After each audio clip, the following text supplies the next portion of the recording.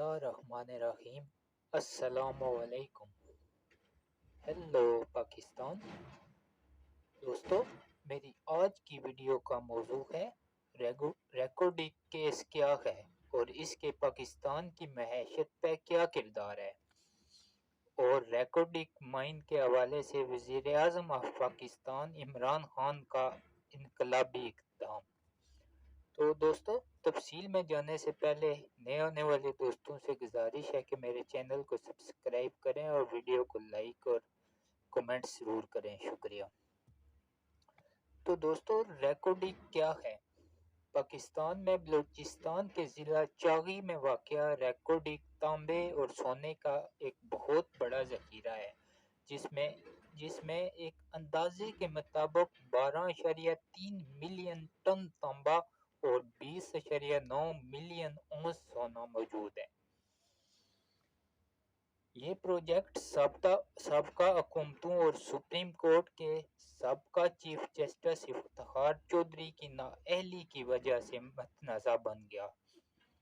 दोस्तों, 2011 में पाकिस्तान की जानिब से बैरिक गोल्ड और चिली के एंटोफागास्टा को लाइसेंस देने से इनकार के बाद मुअत्तल कर दिया गया था। दोस्तों, इन दो कंपनियों ने मुश्तरका तौर पर बलूचिस्तान में एक नापैद आतिशफ़शां के दामन में एक दहाई से भी ज़ायद अरसा कबल रेकोर्डिक के वसी मदनी ज़खायर दरियाफ्त करने का दावा किया था।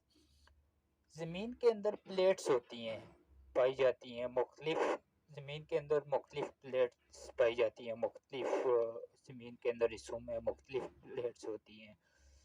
जियोलॉजिकल माहिरीन के मुताबिक ये रेकोर्डिक जिस मकाम पर वाक़या है, जिसे टैथियान मेटोलोजेनिक बेल्ट कहा जाता है। अब आते हैं दोस्तों, रेकोर्डिक केस क्या है। 1993 में हुकूमत बलूचिस्तान ने एक ऑस्ट्रेलियन कंपनी BHP से रेकोर्डिक खान में तांबे और सोने की तलाश और कानकुनी के लिए CHEJVA exploration joint venture agreement के नाम से एक माहदे पर दस्तखत किए थे, जिसके मुताबिक 75% हिस्सा BHP कंपनी का और सिर्फ 25% गवर्नमेंट ऑफ बलूचिस्तान का बनता था। फिर दोस्तों, 2006 में BHP कंपनी ने ठेका एक न्यू ऑस्ट्रेलवी कंपनी TCC के हवाले कर दिया, जो गवर्नमेंट ऑफ पाकिस्तान के मुताबिक गैर कानूनी था। लिहाजा गवर्नमेंट ऑफ बलूचिस्तान ने इस माहदे को हाई कोर्ट में चैलेंज कर दिया और अदालत ने बलूचिस्तान हुकूमत के एतराज़ात को खारिज कर दिया और फैसला BHP कंपनी के हक में दे दिया। 2011 में TCC कंपनी ने बलूचिस्तान हुकूमत के साथ माइनिंग लीज की दरख्वास्त जमा कराई, जिसके मुताबिक सोने और तांबे की रिफाइनिंग पाकिस्तान से बाहर की जाएगी। दोस्तों, मैं बताता चलूं, उस वक्त के वज़ीर आला रईसानी साहब थे। तो दोस्तों, जिस बलूचिस्तान की हुकूमत ने इस फैसले को बलूचिस्तान की हुकूमत ने मानने से साफ इनकार कर दिया और केस डिले होता चला गया और कंपनी काम शुरू ना कर सकी। फिर दोस्तों, 2011 में TCC कंपनी इस माहदे को आलमी bank ICSID international centre for settlement investment deposit के पास लेके चला गया। कंपनी ने बलूचिस्तान हुकूमत से $11.43 बिलियन के नुकसानात का मुआवजा तलब किया और इन कंपनियों ने $220 मिलियन की सरमायाकारी अलग से की हुई थी इस प्रोजेक्ट में, जबकि बलूचिस्तान हुकूमत ने गैर मुतवक्को तौर पर कंपनी को काम जारी रखने के लिए ज़रूरी कानूनी और ज़मीन लीज पे देने से साफ इनकार कर दिया। दोस्तों, जनवरी 2013 में सुप्रीम कोर्ट ऑफ पाकिस्तान ने इस माहदे को कल अदम करार दे दिया, क्योंकि उस वक्त के चीफ जस्टिस इफ्तिखार चौधरी थे, क्योंकि CHEJUA माहदा पर बलूचिस्तान ने दस्तखत करके अपने इख्तियारात से तजावुज़ किया था। اور یہ معاہدہ قومی پالیسی کے خلاف تھا۔ اس فیصلے میں جس وقت کے چیف جسٹس افتخار چودھری تھے، انہوں نے کہا ٹی سی سی کے پاس ریکارڈنگ میں تلاش اور کانکنی کا کوئی قانونی اور اخلاقی جواز نہیں ہے، جبکہ خسارے میں کیے گئے معاہدہ میں بلوچستان حکومت ملوث تھی۔ ہماری زمین سے وہ معدنیات اور سونا نکال کے 75% سرمایہ لے کے جانا چاہتے تھے، ہتھیانا چاہتے تھے، اور 25% حصہ صرف بلوچستان حکومت کو دینا چاہتے تھے، اور ریفائننگ بھی انہی ممالک میں کرنا چاہتے تھے، مطلب پورے کے پورے ذخائر ہڑپ کرنا چاہتے تھے۔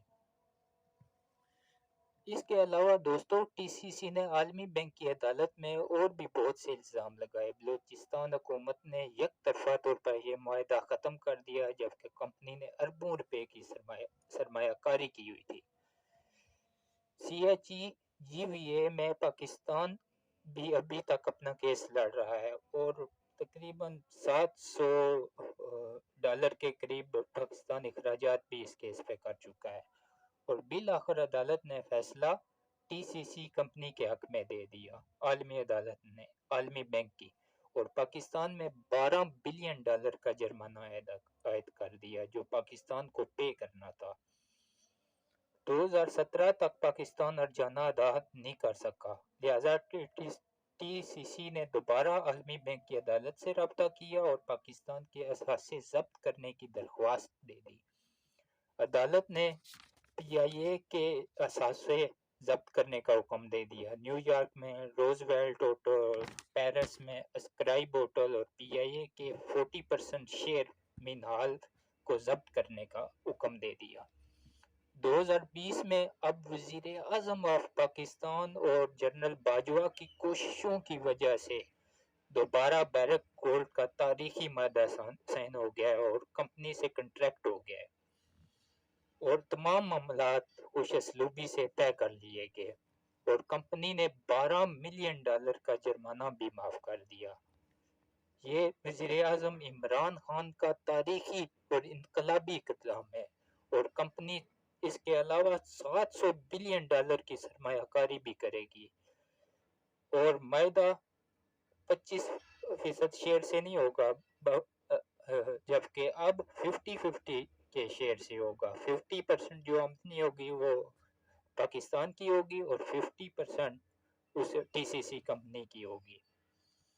شکریہ۔